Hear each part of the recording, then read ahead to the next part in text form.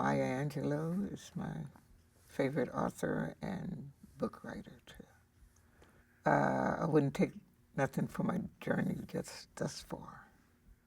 I haven't seen any of the movies that have been nominated. I'm kind of boring in that respect. Since I was in my mid 30s, I've owned the Catch One, and that takes care of all the nighttime, uh, television watching and that sort of thing. So, and as a child, we didn't go to the movies. Every now and again we'd be able to watch something, but we listened to the radio. To Enter Sanctum, to Our Miss Brooks, to Andy and Amos and Andy. Going to the movies was a big treat, and that didn't happen until my oldest brother learned how to drive, and then we would go to the drive-in a couple of times a year, maybe. We'd stack us all up in the car, and some would be lying on the floor covered with blankets, so we'd only have to pay for, a minimum amount of us going into the theater. So, but other than that, we really didn't do a lot of going out. Period, except to church. That was our source of outings, was to go to church mainly. I love everything, I guess, pretty much except jazz a lot, but even some of the jazz I can tolerate.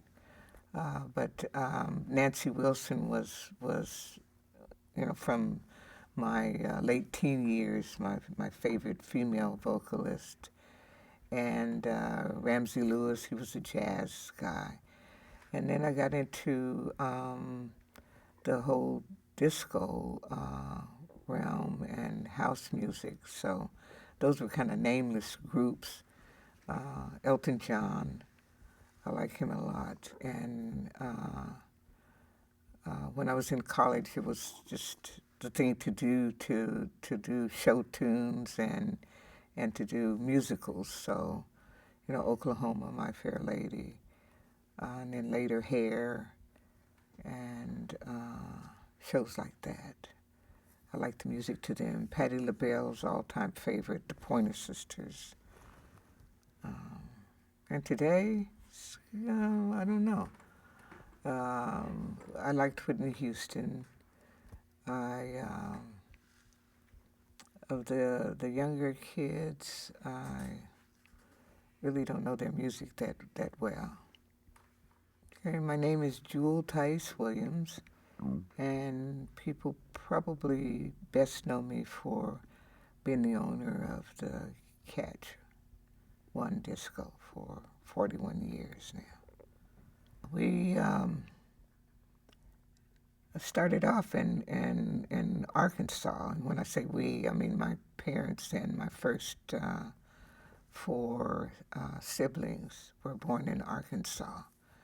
And when my oldest brother was 7 or 8, my dad wanted for him to go to school, and because he was a bright kid, and he wanted for him to learn and have opportunities more than both he and my mother had as kids, and that neither one of them really had any formal education of consequence.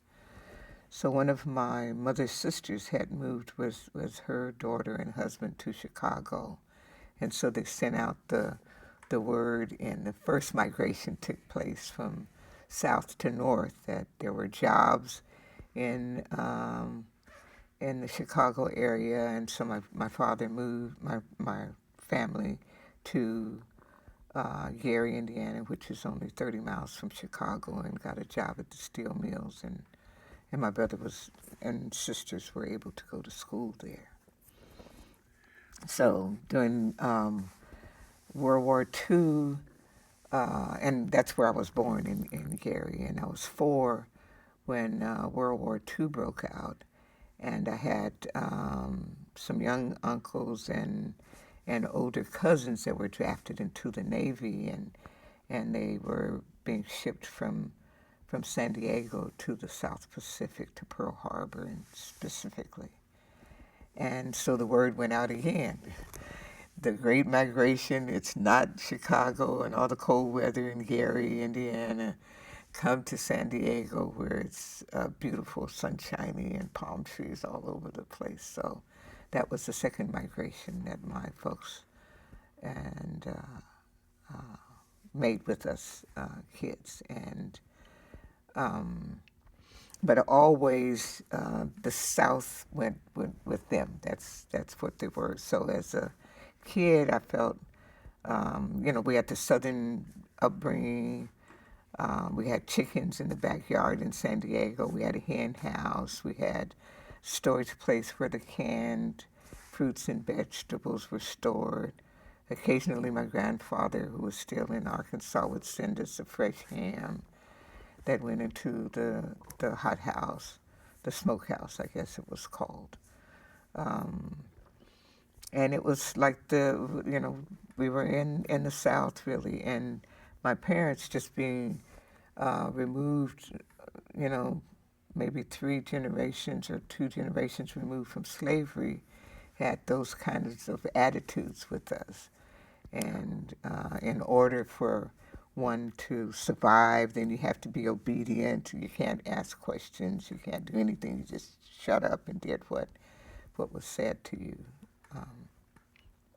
to do. So we had that, and the whippings and all that kind of stuff that came with their Southern generation or 2 removed from slavery kind of upbringing, which my mom later apologized for. She said, I just didn't know any better then. When we first moved from Gary to San Diego, we lived with an aunt and uncle and their son, and some more aunts and uncles came later. So at one time it was 23 of us in a 2-bedroom, 1-bath home. And so when my dad and my uncle bought a property, it was 2 on a lot, then we moved in, the 6 kids and 2 parents, into a 1-bedroom, kind of a 1-room kitchen, 1-bath place. And my brothers, sisters, and I slept in the same bedroom, 2 beds, 1 bed with all the boys in it, 1 bed with all the girls in it. And then eventually had another sister that was born. So where my dad and mom slept became also the nursery, and it was the dining room, and it was the living room when they weren't in the let-out couch. And so this is the way we did it back in the day. Well, I'm number 5 of 7 children, so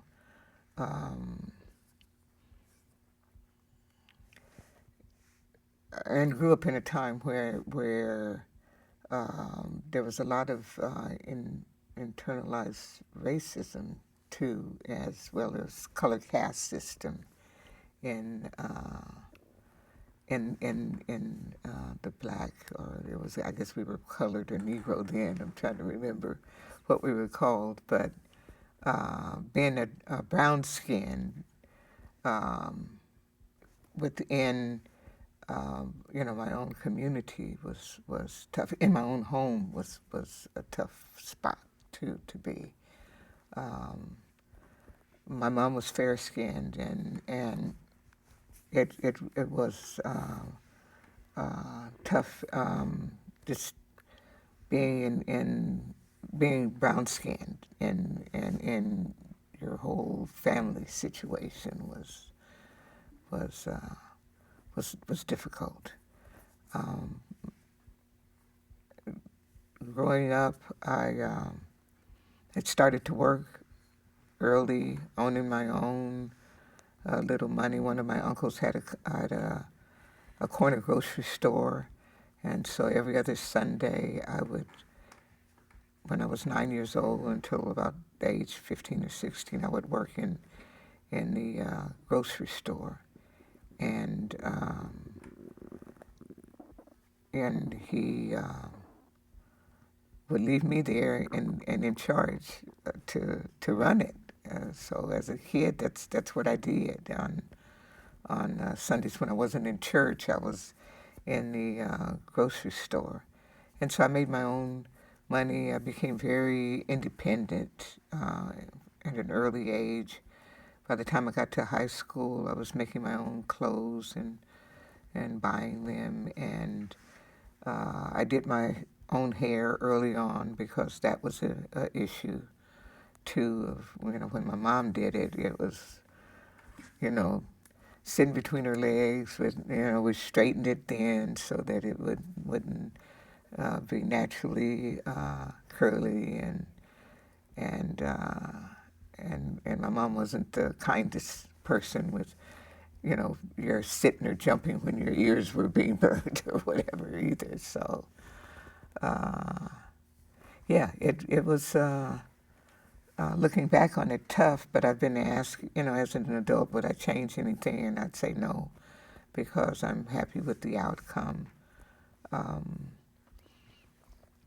yeah, that's it. But it was tough, when you couldn't find a job because only the fair-skinned blacks were allowed to operate elevators or have some public kind of place to work. My oldest brother, once he had graduated from or did the undergrad work, he had applied for and been accepted to UC Berkeley's pharmacy school, and he had to wait a year for the only black person that was in the school to graduate because they only allowed one black in the whole school at a time, UC Berkeley. So you can imagine what it was like other places. It was a pretty simple life, when Barbra Streisand was one of my favorites too, sings Memories and asks the question, could it have all been so simple then? And the question for me is yes. It was very simplistic. You knew what you were supposed to do. There was no toleration or of free thinking or responding to your parents. Whatever they said, that's what you did. You didn't question anything. So it was a simple life if you fed into it. I had a brother and a sister that didn't, and it made it a lot tougher for them. And I realized that it could be that for me too. So I just accepted what it was like for me. My dream and my vision was one that I pretty much created for myself, and that was I felt if one day I made enough money to buy the home and the cars and that, then those things that were happening to my spirit and my soul then would no longer be.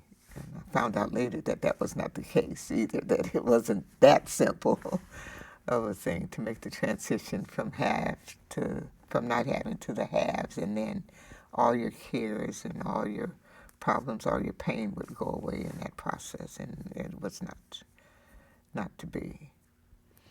I did feel that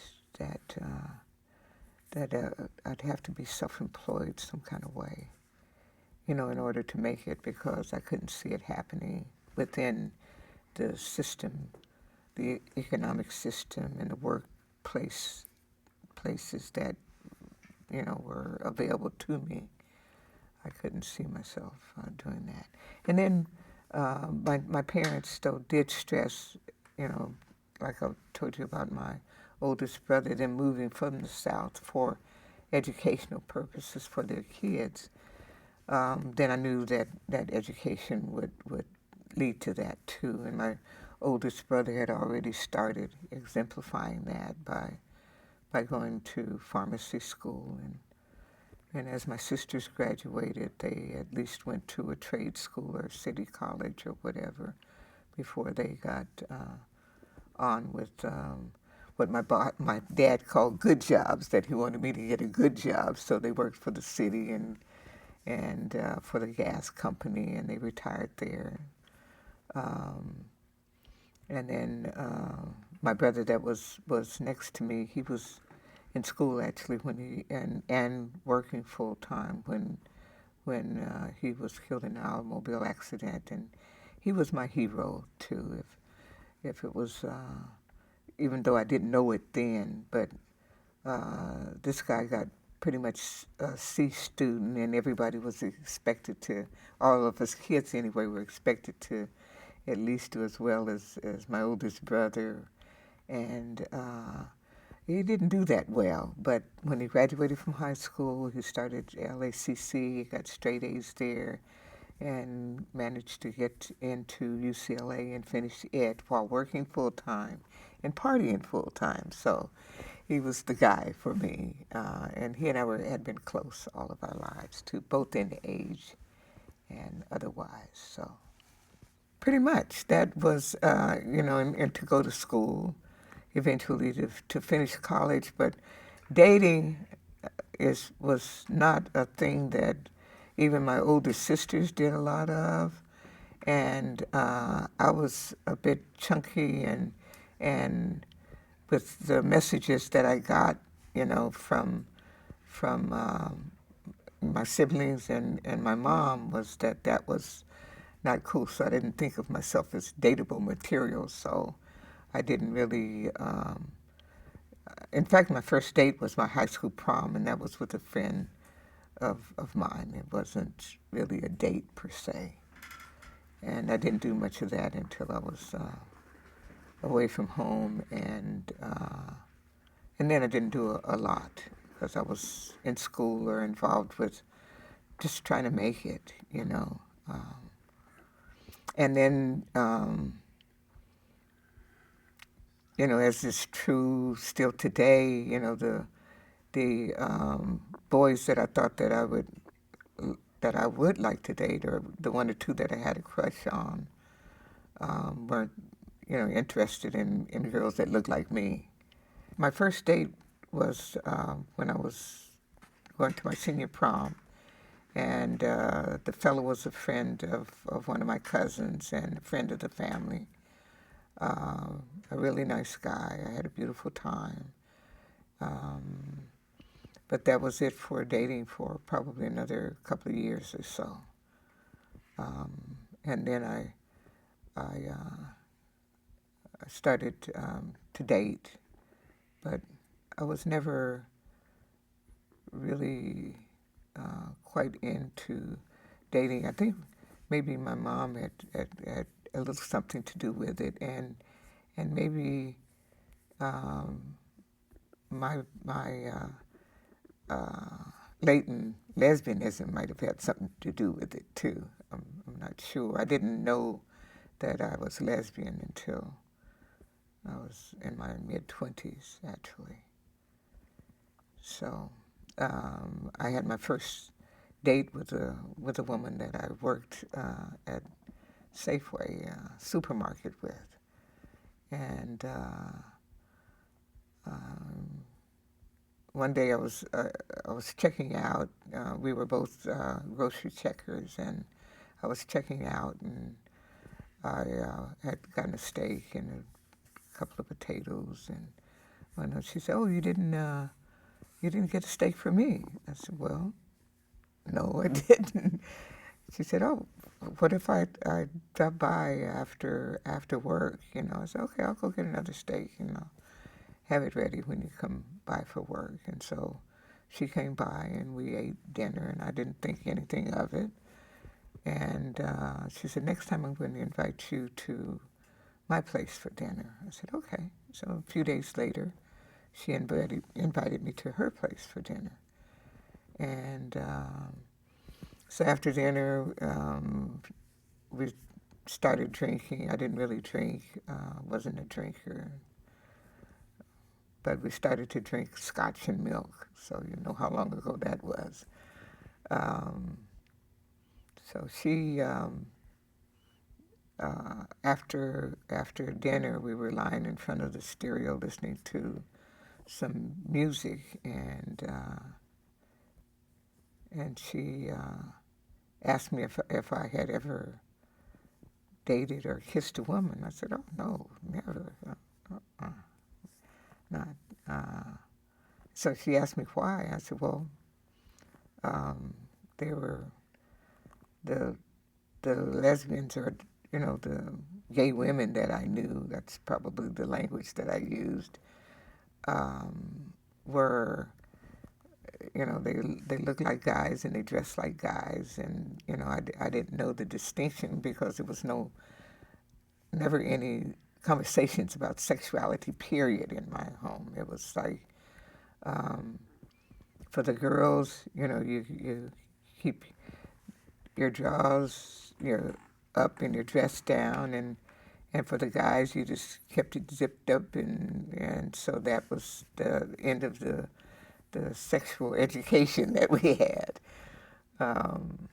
So, and the only folks that I identified with as being lesbian or gay were the extreme, the very effeminate men and the very masculine women. And I didn't fit into either one of those categories.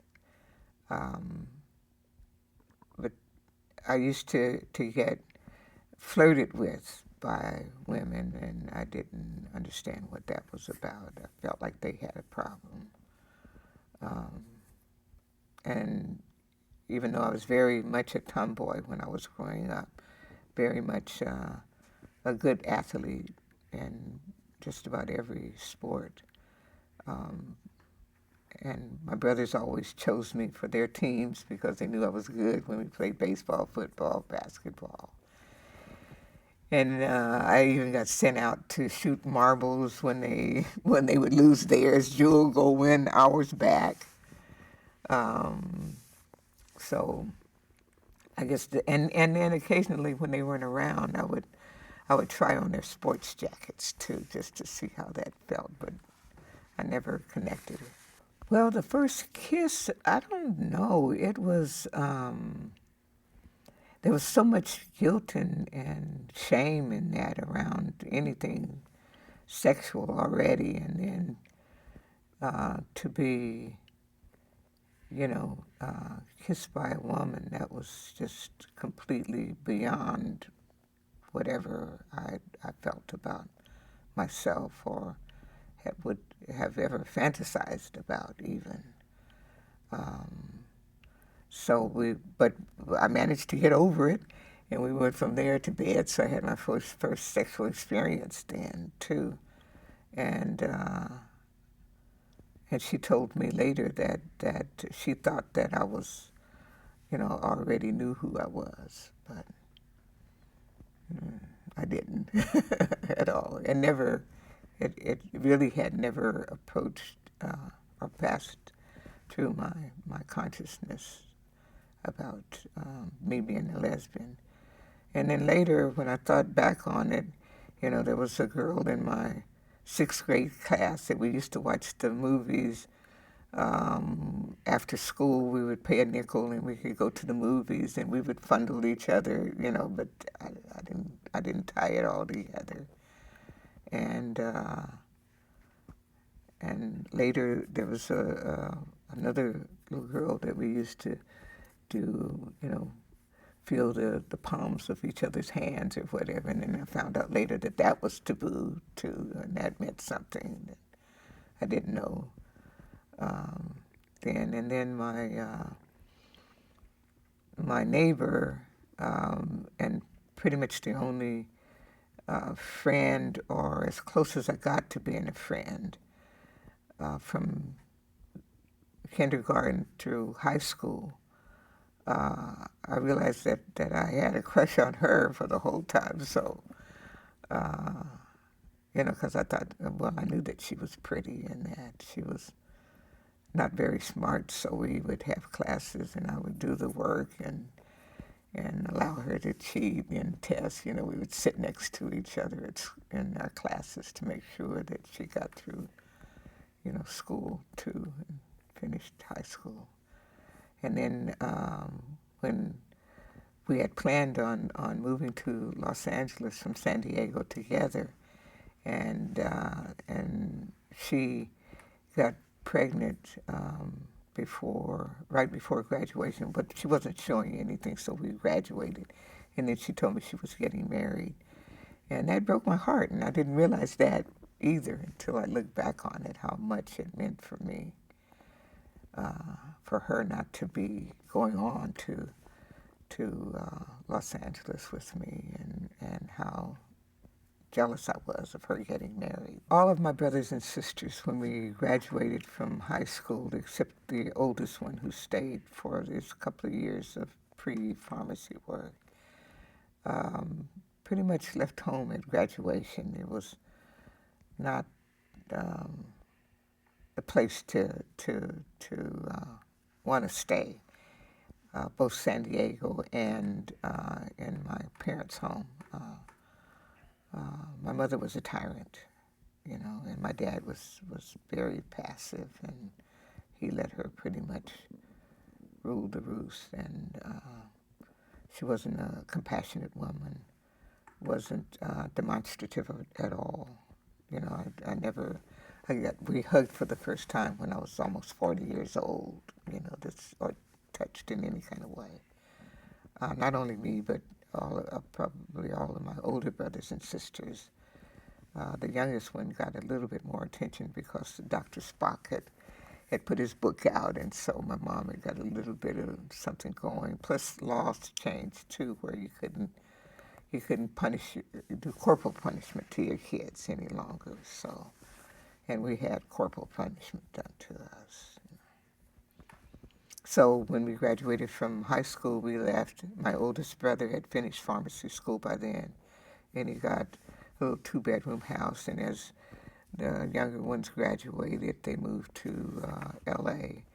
And then by then, he and my oldest sisters were marrying, going out the other end. So it was a continuous movement in the same place, the same little house that he rented for quite a few years.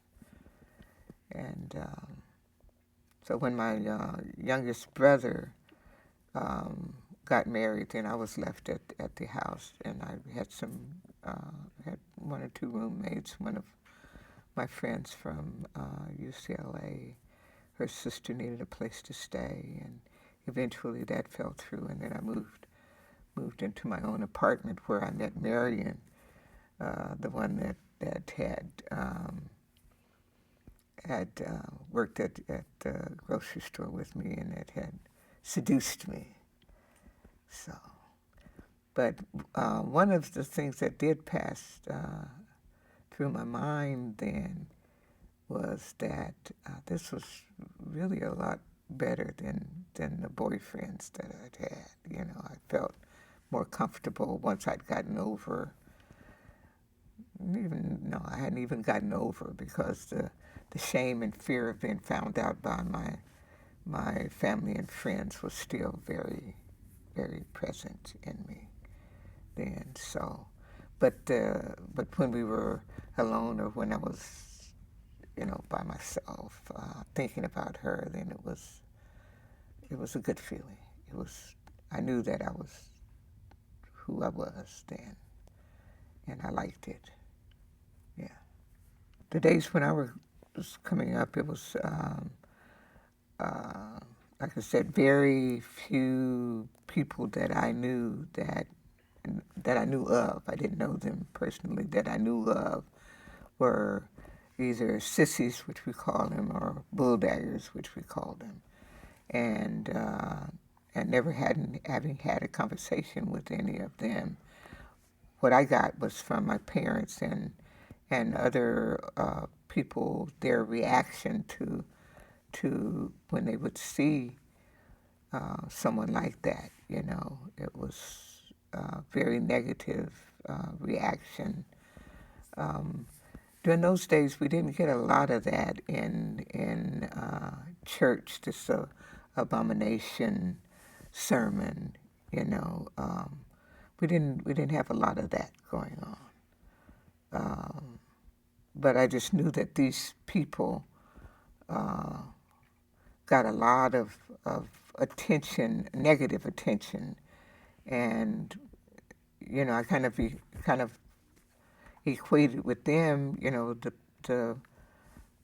the feelings that I had gotten from being darker skinned, so you were still they were ostracized, isolated, made fun of, all of this kind of stuff that, uh, made me kind of feel sorry for them. I didn't have any uh, feelings against them, but knowing that it was tough to be different or tough to be ostracized for something that you had no control over, that you couldn't change if you wanted to. Well, I didn't know that much about gays and lesbians then, but I do now.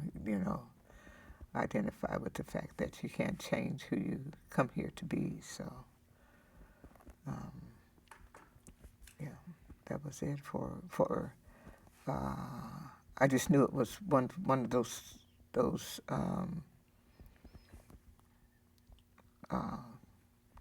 slots that we were put in by society, that I didn't want that. I didn't want another layer of ostracism. I had enough with just being an African American, being a darker African American, being female, being tomboyish, and those kinds of things. So, and one of the questions that Marion, my first lover, asked me, when I told her about I just thought that this masculine appearing women was it. And her question was, did you ever think that they had counterparts? But I would always see them grouped together, it'd be either two or three of them, or maybe there were feminine girls with them, but I didn't pay any attention to that. So she was introducing herself to me as a counterpart. Yeah. A lot. You go to a workplace and people are talking about their boyfriends, girlfriends, and they ask you about yours, and so you have some fictitious boyfriend that you present, to them, while always, well, not always, but sometimes getting the feeling that you're being seduced all over again, too, by these women, that come in, up in your face too close, or lean their breast against your shoulders or whatever, but still married with children. And so that was another dilemma, that I had to find out about, that this bisexual category, and my first lover she was bisexual, so her she was a lot like my mom. She was tall, thin, fair skinned with freckles, and she was very domineering. And the role I took with men when I dated them was the role of my mom. I was kind of hard to get along with, and didn't take anything from anybody, from any of them. And then when I got with Marion, I became very docile and passive like my dad with her. So I took on his role with women, and my mom's role when I was dating men. Even though I didn't do a lot of dating, I have to make that clear too. So to the point of when Marion and I were seeing psychiatrists at the end of our 11-year journey, the psychiatrist said that I was a mother, a motherfucker, because that she was like my mom a lot, which made it very difficult in our relationship too, with me trying to learn and get a grip about what was going on by somebody that was not kind. And that was not kind and made it really, really difficult for me to be with, and difficult to grow into my own sexuality. The biggest, one of the biggest was acquiring the Quechuan and making lots of money at one time, and finding out that didn't do what I thought it would do as a kid. You know, having all the material stuff, the homes, the cars, the furs, the jewelry, the this and the that, and a big nightclub that was known all over the world, basically. And I still never felt a sense of worth with what it was that I had achieved at that point. And what I came out having was a drug and alcohol issue. I had never done drugs or drank any substantial amounts or for any substantial amount of time until I got to the nightclub, and not realizing that I was shy, basically, and so I would drink to cover my shyness, and eventually dated a lady that was cocaine user, and so at 39, 40 years old, I experimented with drugs for the first time in my life, and I had my 7 years in the wilderness, drinking, using, pretty much on a daily basis, until I got to a point where I knew that I was more than that, that was not where I wanted to end up my life. And I was able to get to Alcoholics Anonymous, and at that time, about a year later, a friend of Dr. Donald Kilhefner's was in the same AA group that I was in, and she was studying psychology too. And I asked her about a lot of things that were going on with me, and so she literally told me, she says, you ask all of these,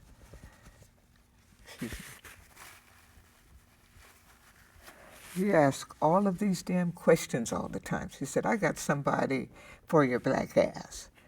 And I'm going to call him and let him know that you're going to call him so you can go and see him, and you can ask all these questions that you're asking me all the time. So that's when I called this Dr. Donald Kilhefner, and that was about 27 years ago.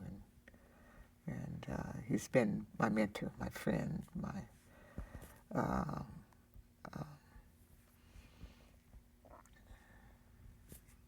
just the best person in my life. He became my AA sponsor indirectly with the treatment, and so I did therapy with him for about 13 years, and then since then we've been buddies. And his therapy is not like any other.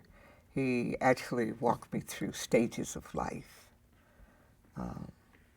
helped me grow up, and he was the one that suggested, after I told him that I was getting bored again. I'd become sober, and I liked that, but I was getting bored again, and that was what it kind of led me to drink and use. I had gone as far in the nightclub business that I felt that I could go, and it had stopped feeding my soul, my spirit, and that's when I got into drinking and using and doing all this other stuff to try to fill the hole in my soul that existed then.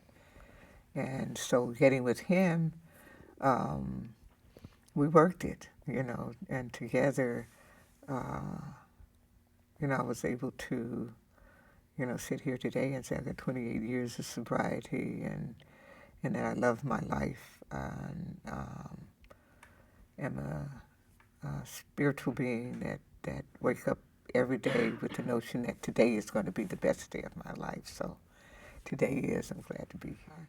Yeah, I had, because of the club, and it was a gay club, predominantly men, I had, and I started the club in 1973. The AIDS epidemic began for me anyway in 1980, 81. That changed my life tremendously. I began, well, actually, I had gone to Houston and opened a Catch One Houston there in 1980. So I had the dubious distinction of experiencing AIDS develop and grow in two different cities, but a lot of it was the same too. But I was spending most of my time in Houston when when I first found out about AIDS. One of the drag queens that was doing a show had been hospitalized, it said, for pneumonia, and within a couple of weeks she was dead, and several more people were in the hospital, and they were dying like that fast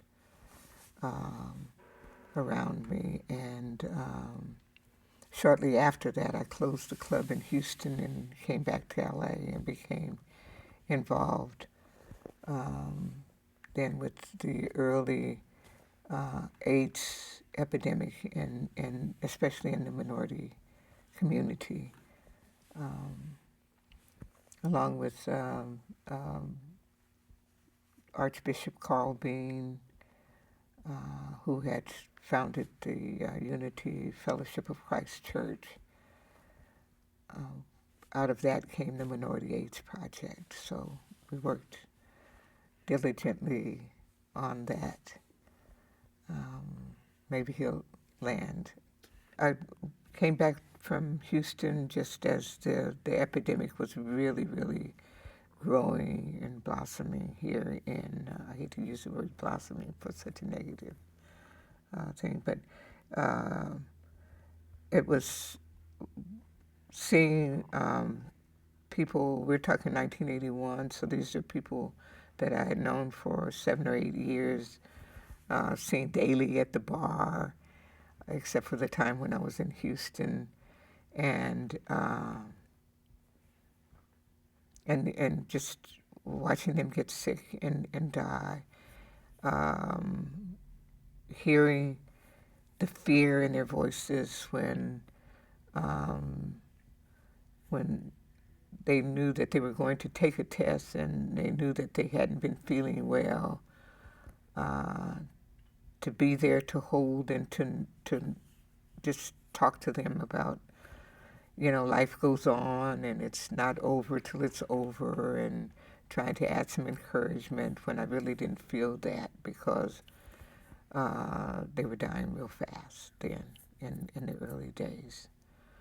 One of my bartenders that used to call me a sister, we were like sister and brother, and he went to take his test, and he came back crying, and he said, I just don't know how I did it, Joe. I don't know how I got it, because I don't do certain things. But he was also an alcoholic, so I'm sure some of the things he might not remember that he did. But and he was the same, one of the same men that I talked to about taking bunches of antibiotics, after a weekend prior to the AIDS epidemic, and I said this, maybe I had a premonition or whatever. I said, one of these days you'll need, antibiotics, and they just won't work for you. So you really need to maybe cut down on the usage of those. And that's what I was saying on one hand. And on the other hand, it was like, wow, um, this sexual revolution was in full force. And I said, oh, these guys, they really have it great. They don't have to worry about getting pregnant, and they can just have anybody they want to. So this is fabulous kind of stuff. Only to have it turn against what I thought was fabulous to being a not so good thing happening for us. The Minority AIDS Project, it was just that. It was predominantly African American. In general, our health needs are not attended to in the same manner as the broader society, and that still exists today. But today, it's pretty much the same thing with the medical, or I like to call it sick care system, and that we're treated differently, and so in those days it was the same thing, and economically we didn't compare to what our white counterparts were making it, where their lives were, in general. Even though we had our professionals in that too, but the majority of the kids were not probably working or had any health insurance or any place to go or any place to turn with it. The white agencies that existed, they made it pretty clear that it was for them and their constituents, and didn't initially want to share, what it was that they had to give to us. So it meant, starting an agency, and this is what we did. The Minority AIDS Project, like I said, came out of Unity Fellowship of Christ Church, and I had become a part of the church itself, and was on the board of directors there. But we were sustained basically monetarily in a big way by the revenue that the Catch was able to contribute to the cause. And this was the church as well as the project. And so I just feel fortunate enough to at the time when the Catch was at the top of its money-making time, that we were able to give in a substantial way to making those two organizations happen. Yeah, pretty much like what I do with the clinic today. It hasn't changed much in that regard, but except that the funds are less now. Yes, I walked into the smaller club, which was known as the Diana Club, with $1,000.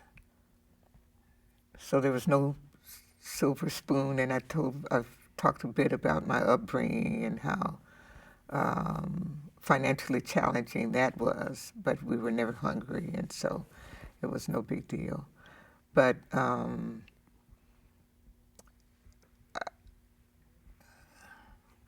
don't know. It's hard for me to even conceive how these things happen when I tell the story of even how I got in the front door of the Diana Club, which is now Jules' Room, and there was a pool table there, and there was about 10 or 12 retired Caucasian folk, and when I finally did get the money together, and I had to do some maneuvering around to get the balance of the 18,000 from 1,000 that I had in cash to 18,000 that I needed to close the deal. This is just to buy the business, right? And the rent, pay the rent for the month. Um, how I was able to get the 18 the balance of the 17,000 together. I had 30 days initially to do it, but I did a little maneuvering where I changed the posting date and gave myself another 30 days um, without anybody knowing it until the lady that I was buying it from said, what's up? We're supposed to be closing this. I said, oh, no, we're not until, the end of March. She said, well, it was supposed to be the end of February. So, well, the sign fell down, and so when I went to change it, I thought maybe I needed some more time or whatever. But we're going to definitely close it on the 31st of March, like we agreed to, and we did. And like I said, there's steps that I had to do, things that I had to do. Fortunately, Marion and I had bought a couple of pieces of property, but it was going to take too long to make the loan. And one of my brother-in-laws was a banker, so he did something that he wasn't supposed to do, and that was advance me the money that I thought I'd get back from SBA, which I did. So all these things just came together, and with the grace of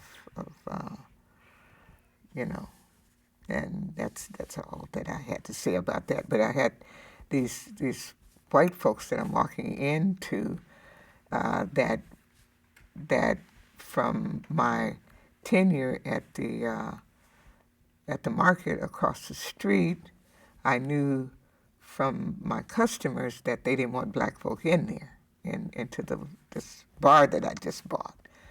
And sure enough, the bartender, who was an Italian guy, he said he couldn't work for me.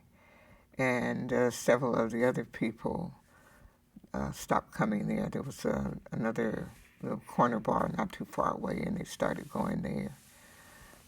But there was a big, really redneck named Tex that took me under his wing from the day that I walked in. And after that, I stayed. 2 weeks later, the bartender came back and asked for his job back, which I gave it back to him.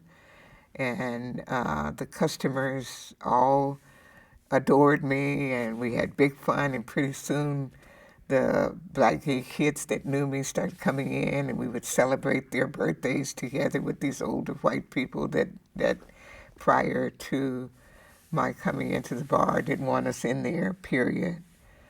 So I had three hats that I wore then during that time. I had the one hat of getting along with and making friends with the Caucasians that were there, and then once the neighborhood found out, and it was mostly it was a changing neighborhood then, and these older white people were the only white people there, and then the younger ones were African American. And so they would stop by after work, the blue-collar workers that drove the trucks and stuff, and they would sit with me. The whites had already gone home as soon as the sun would go down. And then later on, the gay kids would come in. So it was like putting on three different masks and three different personalities for the different groups that I had to deal with. But then in the end, we all got together and had a good time. So that's how I managed to get into the club, and was there when the owner of the building wanted to sell it. So it's like I showed up at the right time every time for each move. It was when I bought the club downstairs. A guy from the neighboring black gay bar was right behind me, and he was going to pay her double what it was that she got from me, that she asked from me.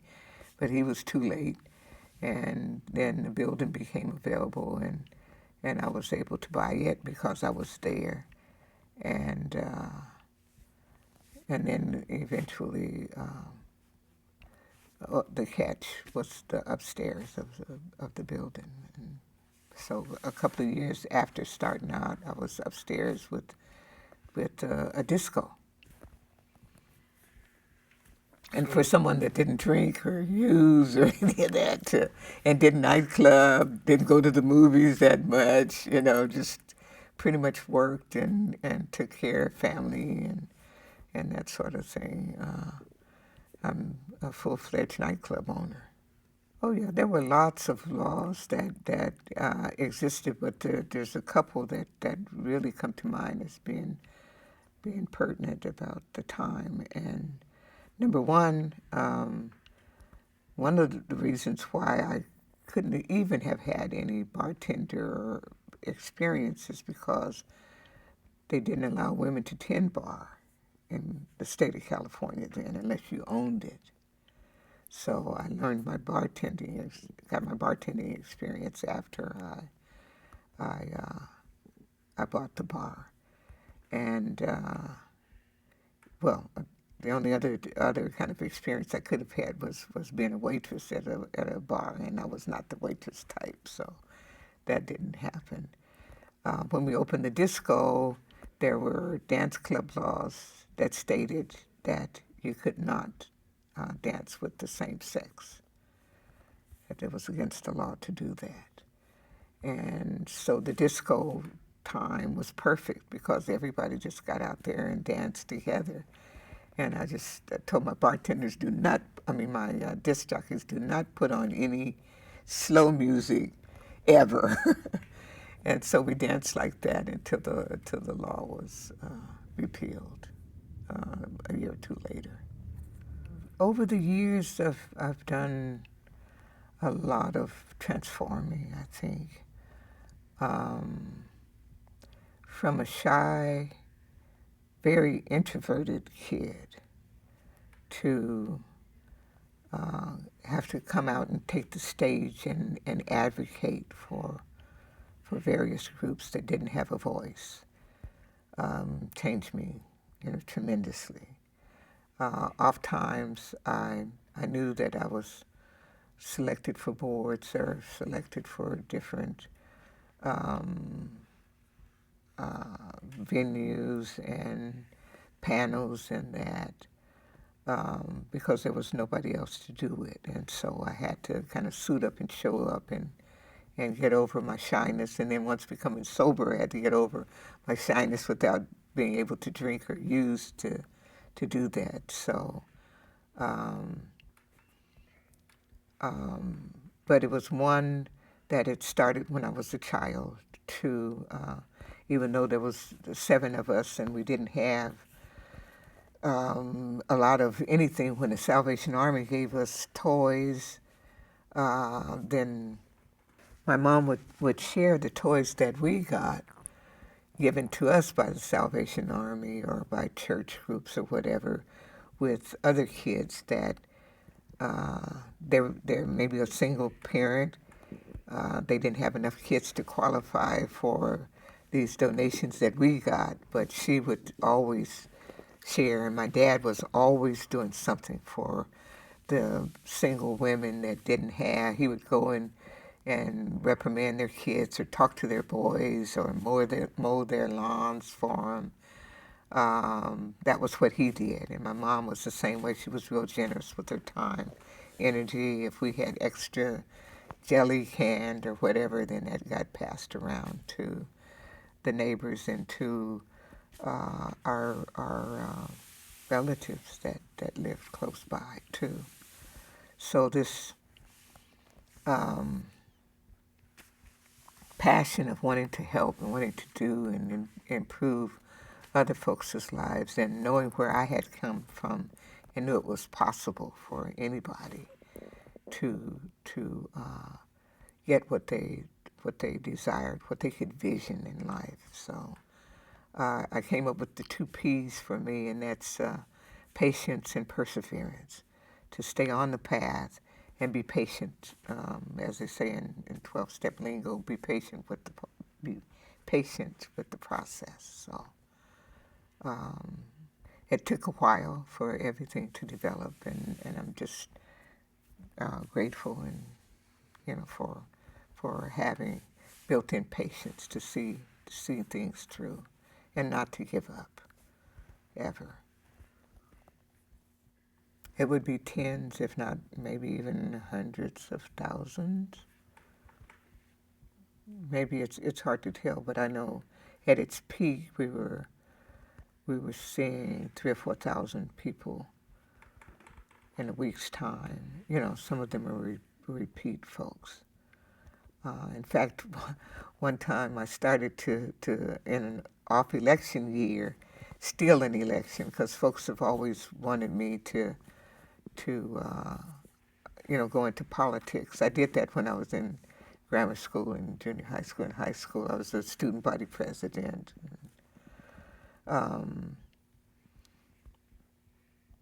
I knew that I had enough people coming there that lived in my district to steal a council seat if I chose to, that we could get that many folks out to the polls in an off-election year.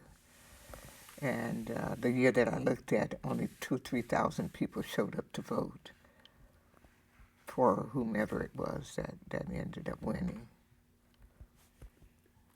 So a lot, just recently, a young Caucasian woman that I didn't know, and it was at the club on a night when it was a Gothic promotion there. And she walked up to me. She said, "You're Jewel, aren't you?" I said, "Yeah, I am." And she just grabbed me and held me. She said, "You've saved my life." She said, "More than once." And I get this a lot from people that came there, that came to the club because someone had told them there were people that looked like them and that acted like them at the club.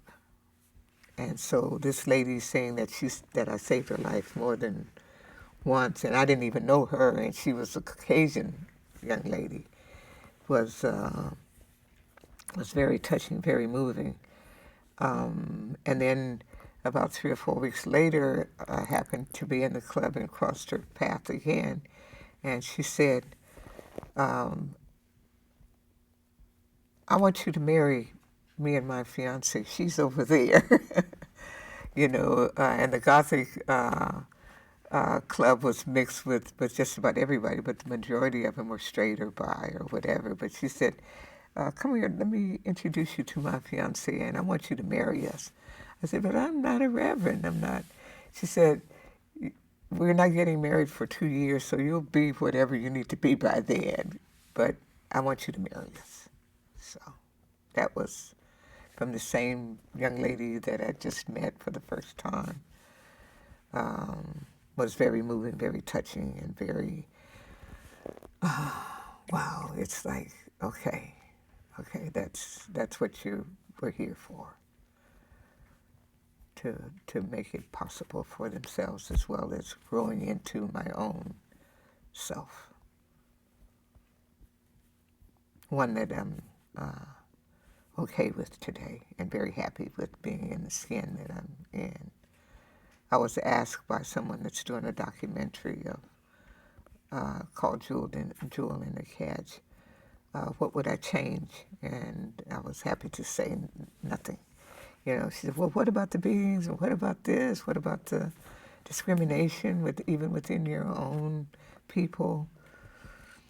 Yeah, that was hard. It was difficult, but I think it just made me a better person. And so I'm leaving everything like it is because I know who I am today, and I like that. I like who I am. Yeah, at the top of my priority list is to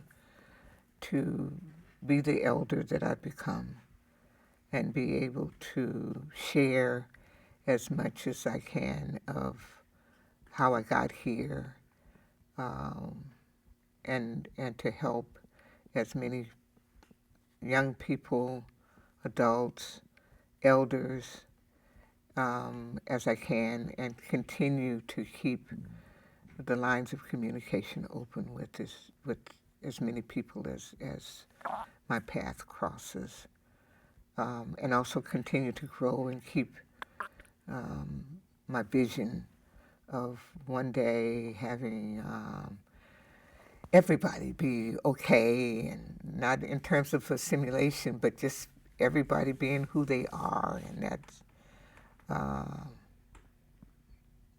might not happen in my lifetime, but I'm dedicated to doing whatever I can to make that happen while I'm here. We should all have peace, harmony, love who we want to. This is a time of nonviolence. There's a 60-day window from January 31st. I would love to see a peaceful, loving, caring world. Yeah. I've been able to live a very charmed existence,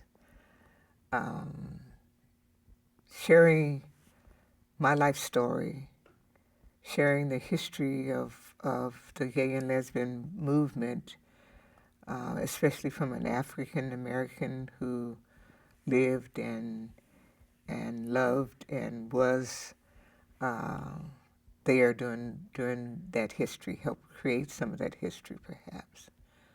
I would like to leave a legacy, some footprints behind. I would love to see those of you that are young, teenagers, or younger than that even, know that we were here to make it easier for you. I believe this is the mission. Take advantage of it. Learn as much as you can about what it is that we did in order to get to where we are. You know, not just financially, but give along the way and share those pains of being lesbian or gay, black or white, being different from anyone. They always told me that I marched to a different drummer, but march to that drum. Everyone that you see in this film, this documentary, dared to be different and embraced their differences and made it themselves. Beautiful people they are, powerful people. Study them and others that have laid down the path for you.